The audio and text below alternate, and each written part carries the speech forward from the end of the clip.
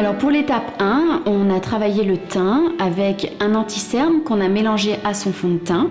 Et puis on a unifié tout ça avec le fond de teint qu'on a pu appliquer sur l'ensemble du visage. Et on effectue avec un petit correcteur les petites imperfections, on les corrige avec ce correcteur.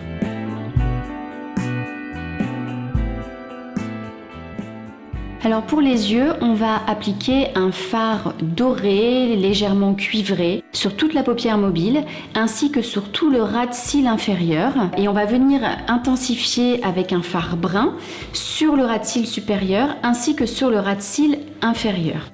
Ensuite, on va prendre un crayon doré qu'on va appliquer sur la paupière mobile au niveau du coin interne, et puis avec un pinceau, on va venir le fumer vers l'extérieur.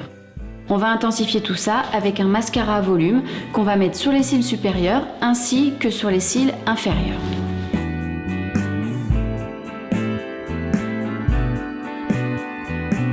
Alors ensuite, je vais revenir modeler un petit peu mon teint. Pour ce faire, je vais un petit peu creuser avec une poudre foncée en partant bien de l'oreille et en étirant pour donner un effet de creux au niveau de la joue. Et puis pour le blush, alors cette fois-ci vraiment au niveau des joues, juste au-dessus, on va mettre quelque chose d'un petit peu rose.